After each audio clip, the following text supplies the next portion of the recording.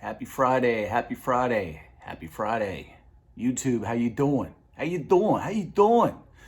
Barbecue Rockstar here today on a lovely Friday here in North Texas. It's going to be about 78 for a high today. Winds are light and variable out of the north, cooling us off just a skosh. It's a beautiful day to be alive, folks. And it's a great Friday to get back on the bus. And you know that can only mean one thing, guys. Guitar Review Friday.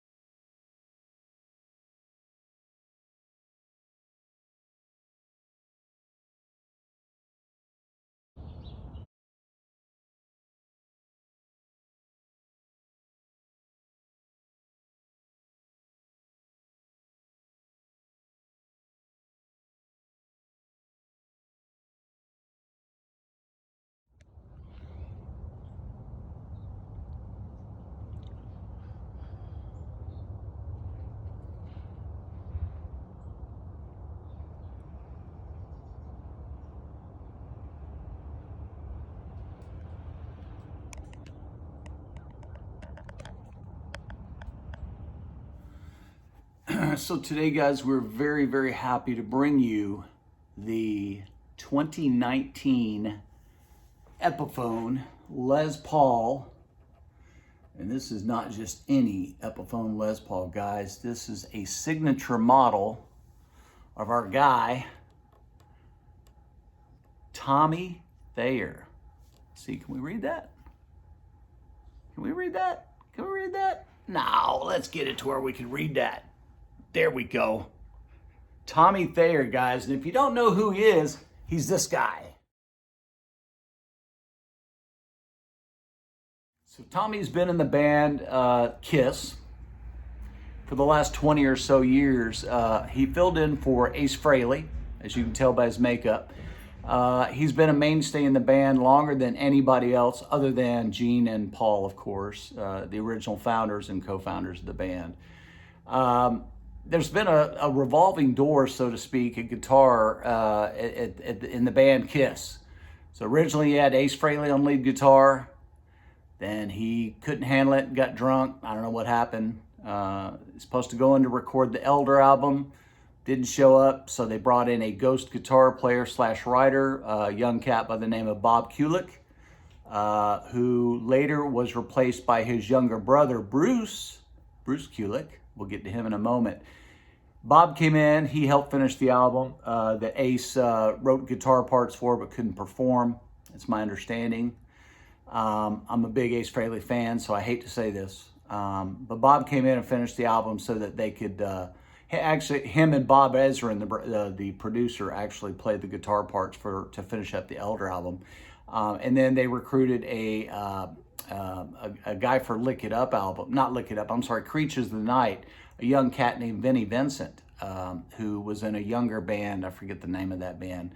And Vinnie was a polar opposite of Ace Frehley. He was a technical guy. He was a lightning fast, flashy cat, where Ace was a slow, bluesy, boozy, swagger kind of player.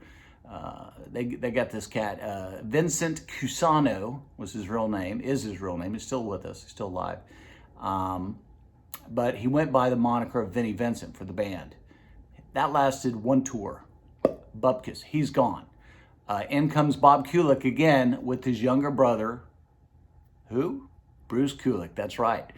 But Bruce wouldn't join the band quite yet, no. But Bob still had some work to do with the band. He helped to finish another album called Lick It Up, where Vinnie was credited on the album, credited with some writing, but he didn't play all the songs on the album, is my understanding.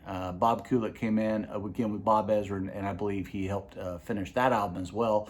Then they went out and they found another guitar slinger. This time they went with another shredder guy named Mark St. John for Animalize album. Mark St. John was a real cool dude. You know, he was more of a bluesy shredder guy, more of the like Ace Frehley kind of guy. But man, halfway through the tour, you know, he had carpal tunnel so bad in his fretting hand he couldn't play anymore. So they had to get a replacement for him, and I can't remember who it was that came in and finished that tour for him. But as a guitar player, guys, you got to have your digits. So out he goes, and in comes our guy, Bruce Kulick. Now, Bruce Kulick comes in for the rest of Animalize and a couple of other albums, Psycho Circus, I believe. He was in the band for quite a time, like 15 years. And then Ace Frehley comes back when they start doing these reunion type tours, Kiss does, in 2001. Ace and Gene did not get along very well, so that lasted about 18 months. Out Ace goes. Could have stayed in the band, but him and Gene got up, and out he goes. In comes Tommy Thayer. And to this day, Tommy Thayer is the character of Ace Frehley in the band. And guys, today we're very, very proud to be showing you his signature Epiphone guitar. He also has one of these in a Gibson variety, but those are about $6,000 and I can't afford that. This one's about $599. Same paint, same body, same pickups. We're gonna go into all that when we get on the workbench. Stick around.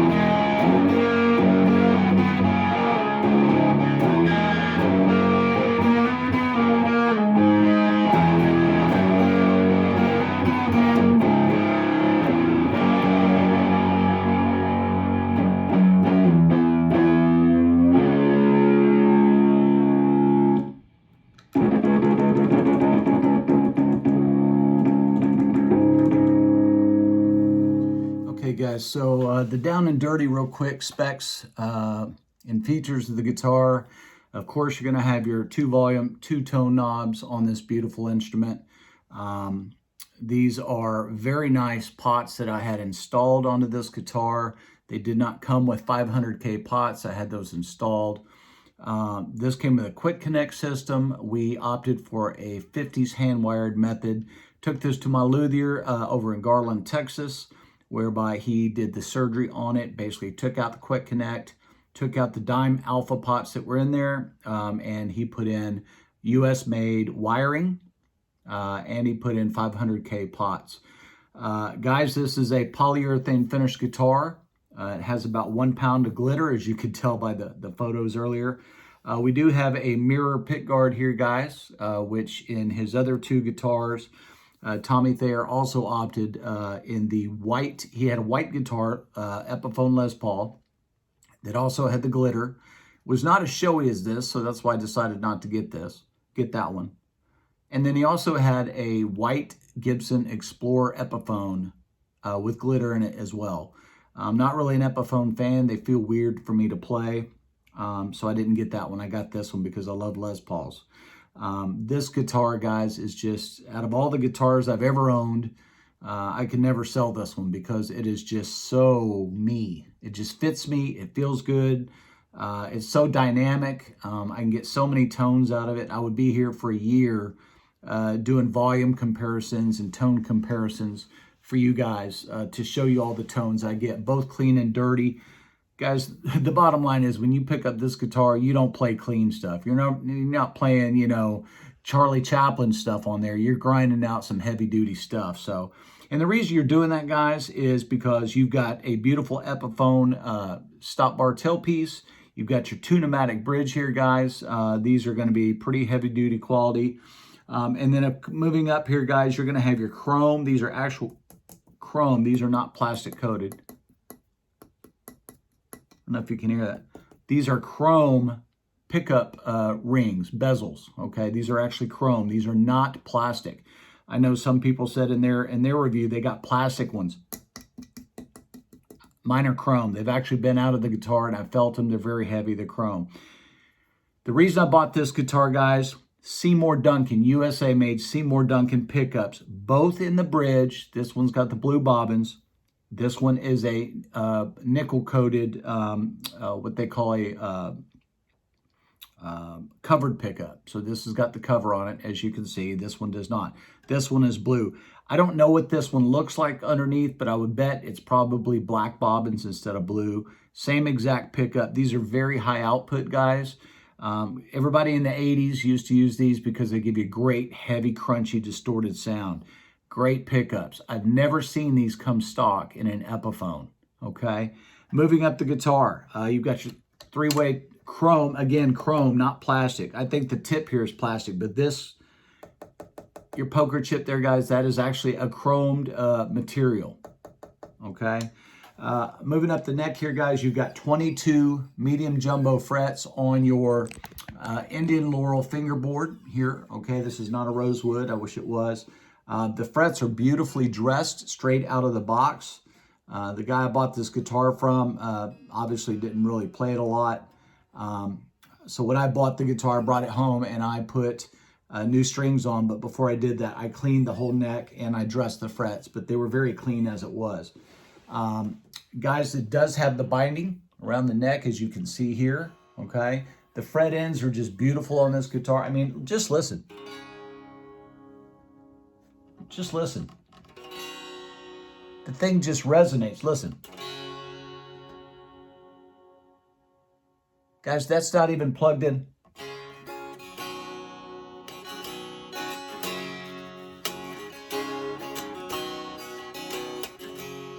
I mean, the guitar is magic, guys. And coming up here to the headstock, guys, we've got your old school, and I do mean old school Epiphone headstock. This is the what they call the what is the name for it? The historic brain fart.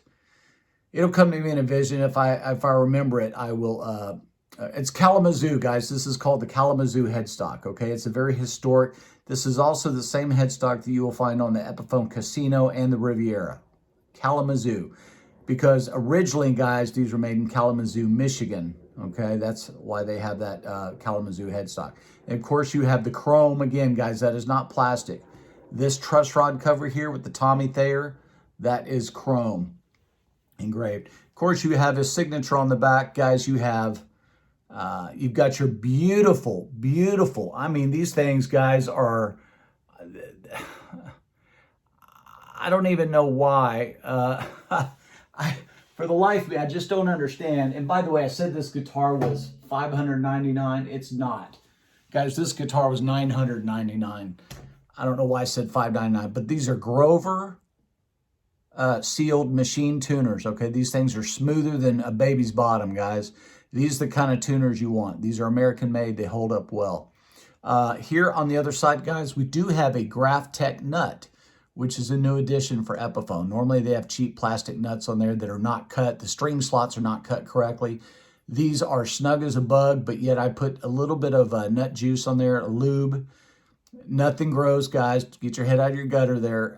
It's just basically to ease the tension. When the string goes through this holder, this nut here, you want it to be able to move.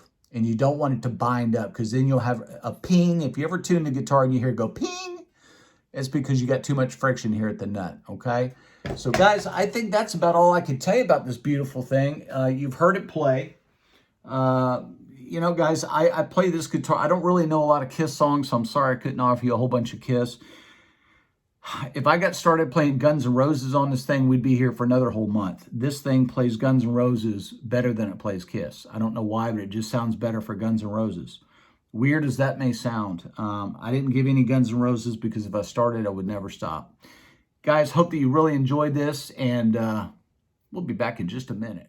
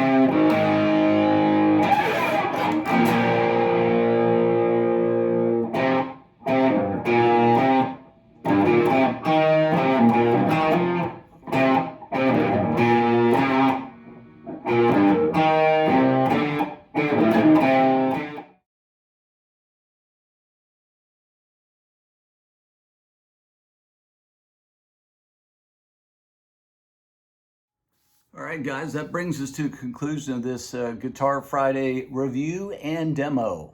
We hope that you enjoyed the Tommy Thayer Epiphone Les Paul custom signature guitar. And guys, remember, it's Friday, so if you're going to go out there and do something, make it count. Until we see you guys again, Barbecue Rockstar out.